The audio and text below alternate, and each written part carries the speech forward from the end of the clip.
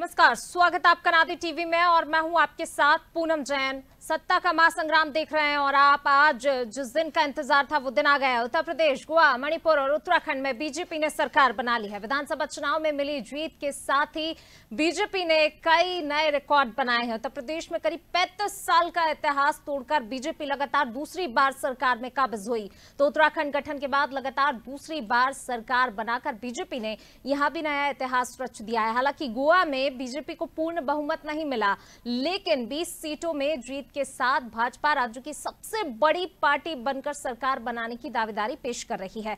वहीं मणिपुर में बीजेपी ने एक बार फिर सरकार बना ली है, तो पंजाब में परिवर्तन का झाड़ू चला और आम आदमी पार्टी ने कांग्रेस के साथ शिरोमणि अकाली दल और बीजेपी का सुपड़ा साफ कर दिया। पंजाब में कैप्टन चन्नी सिद्धू समेत बादल परिवार के सभी सदस्यों को हार का सामना करना पड़ा। हालांकि बात पंजाब की नहीं, उत्तर प्रदेश की, जहां प्रचंड जीत के बाद लखनऊ से लेकर दिल्ली तक उत्साह देखने को मिल रहा है। पार्टी दफ्तरों में कार्यक्रमों का आयोजन हो रहा है। सीएम योगी आदित्यनाथ और जेपी नड्डा ने कार्यकर्ताओं के साथ प्रदेश की जनता का धन्यवाद दिया। तो विधानसभा चुनाव में जीत से बीजेपी को होने वाले फायदों और अन्य दलों को होने वाले नुकसान पर चर्चा के लिए हमारे साथ मौजूद हैं वरिष्ठ पत्रकार अब्दुल वहीद जी, हमारे साथ जुड़े हुए हैं, और साथ ही जो है सपा नेता संजीव सक्सेना भी हमारे साथ जुड़ गए हैं। आप दोनों का बहुत बहुत स्वागत है। चलिए, सबसे पहले अब्दुल वहीद जी, मैं आप ही के पास आना चाहूंगी। जिस प्रकार से जो चुनाव के नतीजे आए हैं, परिणाम आए हैं, उससे कहीं ना कहीं जो आपको राजनीतिक हवा किस ओर जाती हुई दिखाई दे रही है देश की? देखिए, जिस तरह से चुनाव की एक हवा थी या उत्तर प्रदेश में जो चुनाव की एक बयार चल रही थी, तो विपक्षियों को खास तौर पे ऐसी उम्मीद नहीं थी कि इस तरह का जनादेश भारतीय जनता पार्टी को मिलेगा, इस तरह का प्रचंड जनादेश भारतीय जनता पार्टी को मिलेगा। लेकिन जनता ने जिस तरह से प्रचंड बहुमत दिया है, उसी तरह से भारतीय जनता पार्टी की चुनौतियां भी बढ़ी हैं। अब उन्हें सबसे पहले ये करना होगा कि जो भी उन्होंने अपने घोषणा पत्र में दिया है, जनता से जिस बात के लिए वोट मांगा था, तो वो भी एक बहुत बड़ी बीजेपी के लिए चुनौती होगी आने वाले समय में। लेकिन 2024 के लिए ये अगर देखा जाए तो ये बीजेपी के लिए बहुत ही शुभ संदेश है और शुभ संकेत है कि 2024 में भी कहीं विपक्षियों को बहुत बड़ी मेहनत करनी पड़ेगी, तब उन्हें कहीं सफलता मिलेगी। अन्यथा एक जो मोदी लहर या योगी लहर जो देखने को मिल रही, परिणाम देखने के बाद मिल रही है, तो ऐसा लग रहा है कि कहीं ना कहीं जनता ने एक जो मूड बनाया है, वो बहुमत की सरकार का मूड बनाया है कि जिसकी भी सरकार रहे, बहुमत की सरकार रहे। अखिलेश यादव ने निसंदेह बहुत मेहनत करी उन्होंने, लेकिन अब जनता को उनको उतना समर्थन नहीं मिल पाया। अब उनको भी इस बात के लिए आत्ममंथन करना पड़ेगा। उन्हें बड़ा विश्वास था कि हमने इतनी मेहनत करी है, हमारी सरकार बनेगी, लेकिन रिजल्ट देख के लग रहा है कि कहीं ना कहीं जनता को, जो यूपी सरकार में 5 साल बीजेपी की सरकार चली, तो उनकी कार्यशैली, उनकी योजनाएं जनता को पसंद थी, इसलिए उन्होंने भारी बहुमत से बीजेपी को बहुमत दिया और उनकी सरकार बनाने का काम किया है। बिल्कुल, जिस प्रकार से जो है आखिरकार, चलिए सक्सेना जी, मैं आपके पास आना चाहूंगी। जिस प्रकार से जो है बीजेपी ने कहीं ना कहीं कमल को स्वीकारा है, लेकिन सपा की साइकिल पंचर हो गई। जी, सबसे पहले तो मैं लोकतंत्र के इस महापर्व में जनता को धन्यवाद देना चाहूंगा, जो उन्होंने अपना मत का प्रयोग करके एक सरकार चुनी। मैं उनको बहुत बहुत बधाई देना चाहूंगा। और वो निश्चित हम लोग की कहीं ना कहीं कोई खामी रह गई, जिससे हम लोग पीछे रह गए, परंतु हम ये देख रहे हैं कि हम लोग पहले 47 सीट पे थे, आज 126 सीटों पर हैं, तो कहीं ना कहीं बढ़त तो हमें मिली हुई है। बिल्कुल, बढ़त तो मिली है, लेकिन कमी कहाँ रह गई है? अब ये तो हम लोग समीक्षा करेंगे, इसकी लखनऊ का विषय है, समीक्षा का विषय है, उसके बाद इसको हम बताएंगे। बिल्कुल। अब्दुल जी, जिस प्रकार से पश्चिम यूपी, हालांकि अखिलेश जब चुनाव प्रचार कर रहे थे, किसानों को साथ लेके चलने की पूरी कोशिश की, किसानों पर फोकस किया, लेकिन जिस प्रकार से नतीजे आए हैं उसमें कहीं ना कहीं किसानों की नाराजगी बीजेपी के लिए नजर नहीं आई। जो कहा जा रहा था कि किसान आंदोलन का फर्क दिखाई देगा, लेकिन वो फर्क दिखाई नहीं दिया है। नहीं, परिणाम देख के तो बिल्कुल ऐसा महसूस भी हो रहा है। मेहनत निसंदेह इन्होंने, अखिलेश यादव जी ने, आरएलडी ने काफी किया था, कि किसानों की नाराजगी का लाभ समाजवादी पार्टी को मिलेगा, और बड़ा उत्साह भी उन्होंने दिखाया था।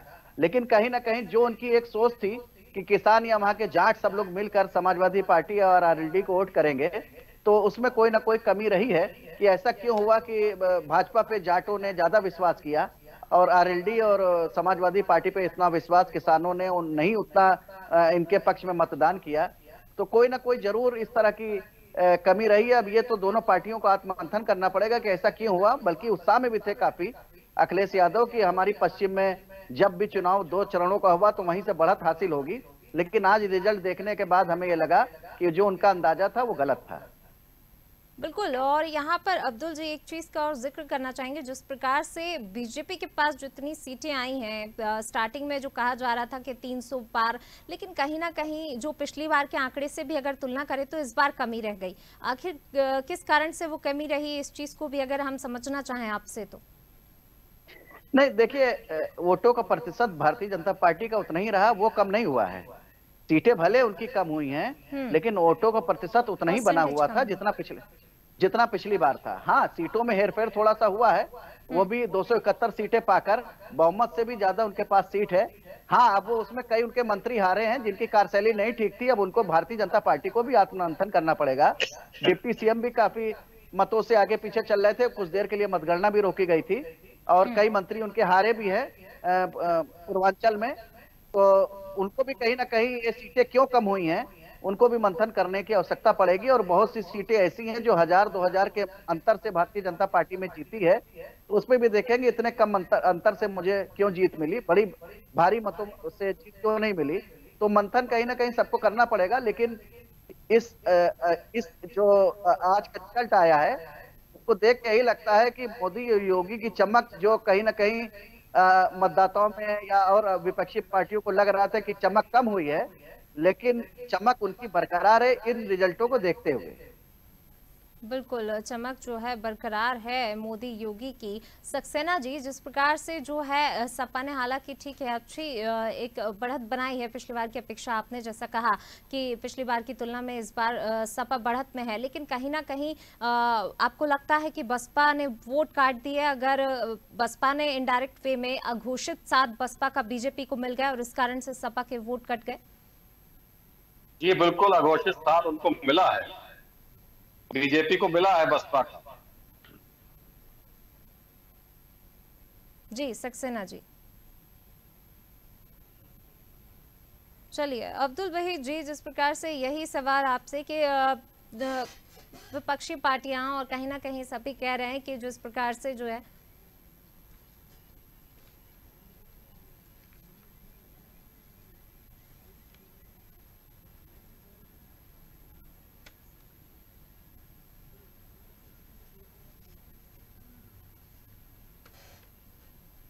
चलिए सक्सेना जी, आपको मेरी आवाज मिल पा रही है? चलिए अब्दुल वहीद जी, जिस प्रकार से जो है अगर हम देखें कि सपा जो है बार बार अपनी हर बार अगर हम पिछली बार की अपेक्षा इस बार देखें, सपा छोटे छोटे संगठनों के साथ गई गठन में। पिछली बार अगर की बात की जाए तो पहले बसपा का साथ, फिर अन्य पार्टी का साथ, फिर अब इस बार भी जो है छोटे छोटे दलों को साथ लिया। तो क्या देखते हैं आप इस चीज को, किस तरीके से देखते हैं आप? देखिए, अखिलेश यादव जब से राष्ट्रीय अध्यक्ष बने हैं तब से उन्होंने एक प्रयोग किया है, सभी बहुजन समाज पार्टी के साथ किया है, कांग्रेस के साथ किया है, इस बार आरएलडी और छोटी पार्टियों के साथ किया है।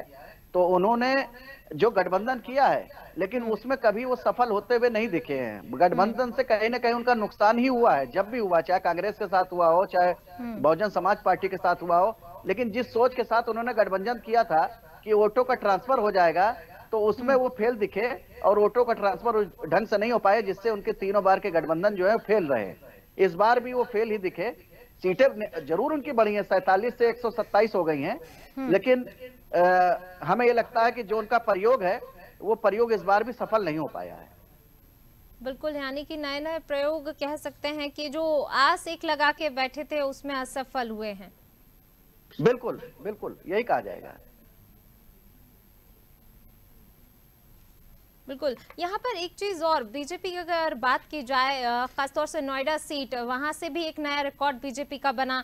जो कि उम्मीद से बिल्कुल एकदम बीजेपी के लिए बहुत ज्यादा थी। साहिबाबाद सीट की बात कर ले तो वहां से भी उम्मीद से ज्यादा जो है एक वहां से भी ऐतिहासिक जीत बीजेपी की, एक नया रिकॉर्ड वहां से भी बना है बीजेपी का। नहीं, देखिए ऐसा है कि पश्चिम में कहीं ना कहीं उन सीटों पे हमेशा बीजेपी जीतती आई है।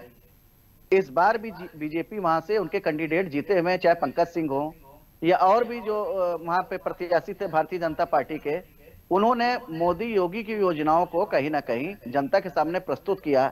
और सबसे बड़ा उसमें रोल जो भारतीय जनता पार्टी को सफलता मिली है, तो मुझे ऐसा लगता है जो घर घर राशन पहुंचाने की इनकी योजना थी, उसने बहुत बड़ा काम किया है।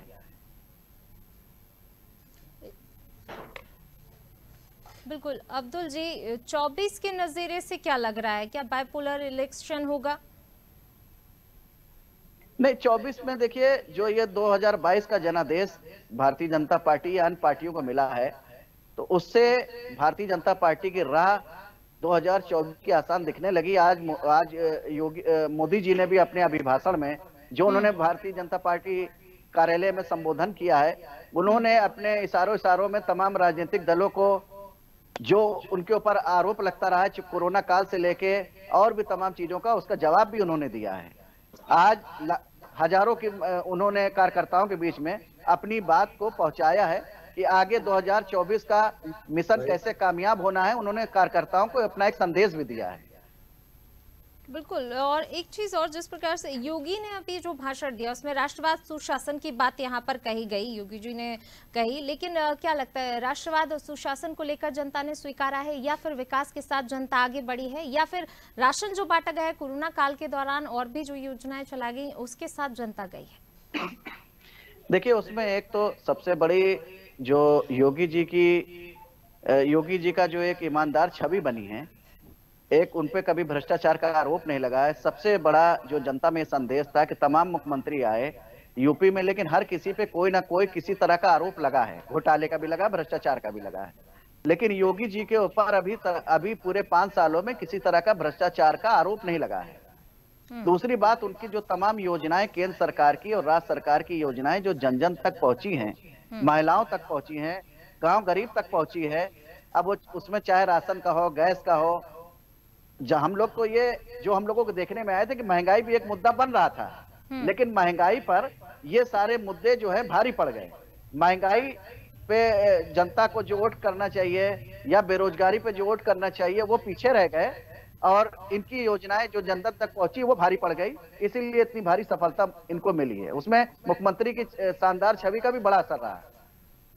बिल्कुल, और जिन सीटों को बीजेपी ने गंवाया है उन सीटों को गंवाने का आखिरकार कारण महंगाई मान सकते हैं। महंगाई सबसे ज्यादा जिस प्रकार से लगातार, चाहे हम पेट्रोल डीजल के दामों की बात कर लें या फिर रसोई गैस के दाम, जिस तरीके से महंगाई बढ़ी है, तो क्या वो एक कारण या अन्य और भी कोई कारण बीजेपी ने जिन सीटों को गंवाया पिछली बार की अपेक्षा इस बार? देखिए महंगाई भी कारण है, साथ साथ कुछ जो प्रत्याशी हैं वो भीतर घात से भी हार रहे हैं। अब एक सीट पे कई लोगों ने अपना प्रत्यावेदन दिया था, लेकिन पार्टी एक ही को टिकट दे सकती थी। तो हमें कहीं ना कहीं लगता है कि जिन सीटों पे भारतीय जनता पार्टी हारी है वहां पर भीतर घात की वजह से भी हारी है। बिल्कुल, भीतर घात की वजह से भी। और एक सीट की और अगर हम बात कर लें, केशव प्रसाद मौर्य वहां से डिप्टी सीएम, उनको कहीं ना कहीं चौंकाने वाली बात सामने आई है। जब वोटिंग जो है काउंटिंग चल रही थी तो काउंटिंग भी रुकी थी बीच में, वो काफी चौंकाने वाली तस्वीर एक सामने निकल कर आई। हाँ भाई, डिप्टी सीएम है, चर्चित रहे, काम भी उन्होंने किया, लेकिन कहीं ना कहीं उनका क्षेत्र में बड़ा विरोध था। हम लोग भी फील्ड में गए तो लगा कि वहाँ की जनता का बड़ा विरोध का उन्हें मौके पे सामना भी करना पड़ा।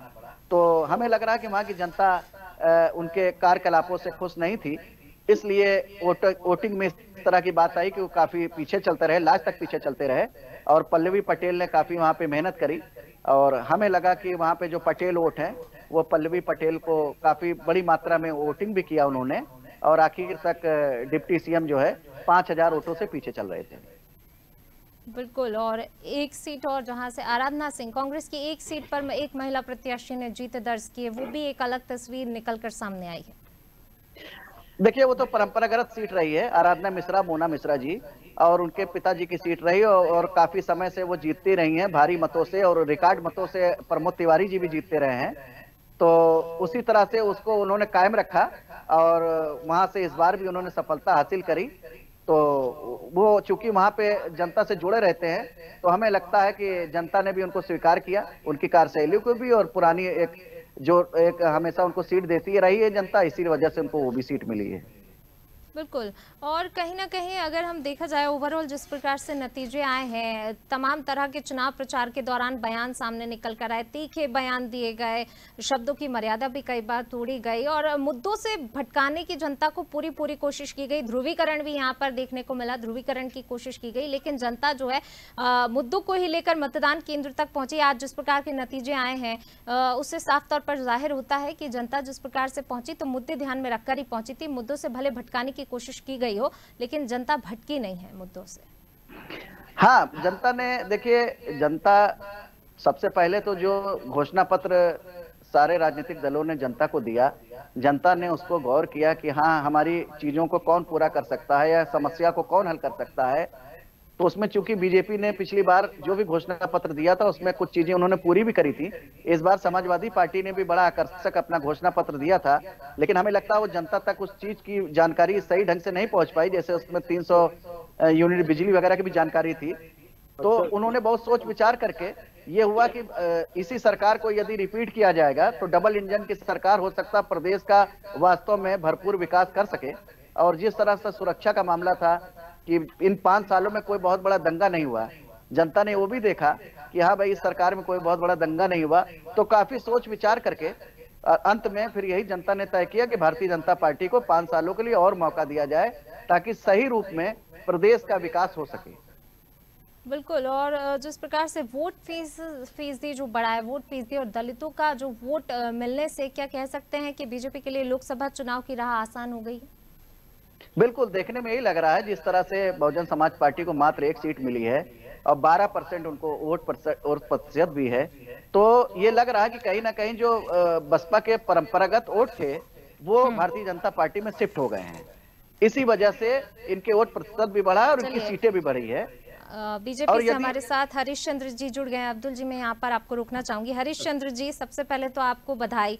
यूपी में जिस तरीके से जो है परिणाम आए हैं, वाकई विश्लेषण यहाँ पर 2 तरीके से हो रहा है। एक तो ये कि अब 325 से आप 273 पर 274 पर जो है आ गए हैं, या फिर आप ये सोचते हैं कि 202 जो बहुमत का आंकड़ा है उसको आपने पार कर लिया है, तो वो आपके लिए अच्छा है? देखिए, भारतीय जनता पार्टी को उत्तर प्रदेश की सम्मानित जनता ने भरोसा दिया और पूरा भरपूर आशीर्वाद दिया है। इसके लिए मैं उत्तर प्रदेश की सम्मानित जनता का और सभी मीडिया के मित्रों का, साथियों का, जो संवाददाता बंधु हैं, रिपोर्टर हैं, सबका मैं हृदय से आभार व्यक्त करता हूं और सबका अभिनंदन करता हूं कि सबका ये सम्यक प्रयास है और सबका सम्यक ये समर्थन है, जिसके कारण इतनी बड़ी जीत भारतीय जनता पार्टी को हासिल हुई है। और पिछले 30 वर्षों में एक रिकॉर्ड है कि सरकार जो उसके पक्ष में सकारात्मक मतदान हुआ हो और वो एक बड़ी मेजॉरिटी के साथ फिर वापसी होने की।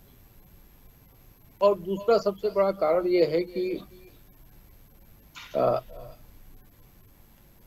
अब ये जो लोगों को समझना होगा, राजनीतिक दल के सभी राजनीतिक दल को हैं, तो इस बात को समझना होगा अच्छे तरीके से कि जात पात की राजनीति या तुष्टीकरण की राजनीति से नहीं, बल्कि अब जनता जनार्दन पॉलिटिक्स ऑफ परफॉर्मेंस चाहिए। आदरणीय योगी जी के नेतृत्व में उत्तर प्रदेश की भाजपा सरकार जनता के कंसर्न है उसको एड्रेस करने का काम किया। इस देश में